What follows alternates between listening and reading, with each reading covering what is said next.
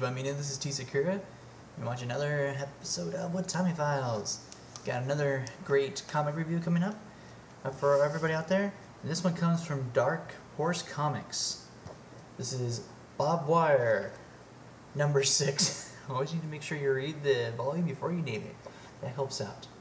And for all of you out there who didn't know this was actually a comic, and only think, wait, wasn't that a movie? Yes, they did make a movie about it. This is actually my first comic I was able to get of this series, and I actually picked this up after watching the movie. We'll leave the movie out of this, because it was because of Pamela Anderson being in the movie, ruining the movie because she doesn't know how to act, especially for a superhero at all. Yeah. I guess that's why I enjoyed the comic so much, is that I read this after seeing the movie. And, you know, in the movie, it just, the whole movie was based off of trying to get a good angle on the main actress. So, let's talk about Barb Wire number 6. You know, the front cover alone kind of says it all right there. You know, she's sitting there, she's not happy, something's wrong. I quit. You know, an iconic statement which we have seen from several superheroes. The biggest one ever, of course, was Ben, the Thing, when he finally said I quit and he left the Fantastic Four. I mean, that was right there a huge iconic I quit. Well, the basically in this comic, which makes it so unique and why I've actually fallen in love with the actual character, and you know, just how she presents herself is what makes this one so nice. You know, it starts out, she's doing her job, which is going after those guys, trying to get the money from the guys who jumped their bell. She dresses up as a prostitute. You know, if you're going after a guy and you're a good-looking lady, why not blend in with the surroundings? Well, she catches the guy, and of course, because he has to be, you know, on Mr. Macho, takes off after she handcuffs him, and she's unfortunately riding on top of the car for her dear life, and is able to finally catch this guy after nearly getting both of themselves killed in a car accident. You know, just it's good that they started out with, you know, showing right out, this is who she is, this is what she does, and she's good at it. And that's one thing that I really enjoyed, you know, that they didn't hold back. They just showed that, yeah, I may be a woman, but I'm going to be as good as any other superhero, even though I really don't have any superpowers or anything like that. And another thing that's unique about this one is that they, you know, they bring back some characters.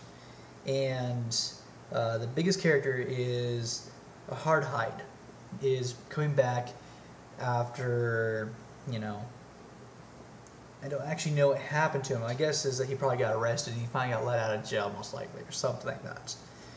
And he's coming back to the hood, and unfortunately is attacked by his own men or his own gang, unknowing that, you know, that's him. And then that's when we get introduced in the comic to the new boss in town, you know, Ignition, who she has the power of fire.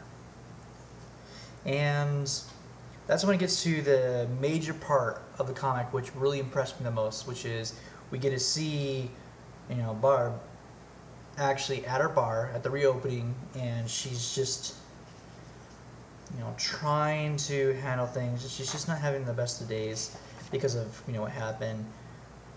Gets in a fight with her friends, has to go talk with her brother, and then finally gets to the point where, you know, this music guy is being just an absolute jerk to her friends in her bar, and she's not going to put up with that. So after she physically kicks them out of the bar, you know, it's probably one of the best things you've ever heard. It's like, daggone, that's an apology I like. And that's the one thing I really enjoy, is the very you know, the very last thing she said, well, the very last two bubbles she has in the entire comic, which is, that's it then. No more tracking down bell jumpers, regulars, or super, or even unlimited. I quit. It's just, she's done. And why is that? Is because, let me see if I can find exactly where she says it. I thought there was I know there's one that, because I know there is a thing here that she flat out says, this is what I like, oh, here, is this it? Yeah, this is what I want to do. Be here at my bar, having a good time. And that's the one thing that made me very impressed about this entire comic, is that instead of always showing the heroic side of a superhero or anti-villain, whatever, they show her. They show the person, real life. And she says it right there. She doesn't want to have to go out there and capture people for money. She'd rather be here with her friends at her bar, doing her music, and just having a normal life. And that's what made me very impressed with, Barb Wire. I think this is personally the best comic I could have picked up, what I was able to find of her. Ironically, literally, I think a day after watching the movie. And I was just so impressed after seeing a horrible version of her, and then reading this, giving me more detail about her personality and showing and reminding me that, yes, she is human. And that's what made it nice. And it's one of those comics I can recommend for everybody who are trying to find a good comic that's more down to earth and shows, the life of your heroes. And that's what I think makes this one a very good read, and really shows, who the character really is.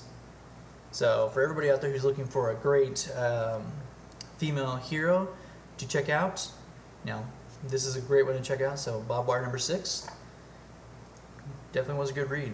Got some good action in there too. There's a lot more in here I'm not talking about, because that's what's impressed me the most about it, what I love the most. So this is Batista Cra. Hope you guys enjoyed. Ciao and sayonara.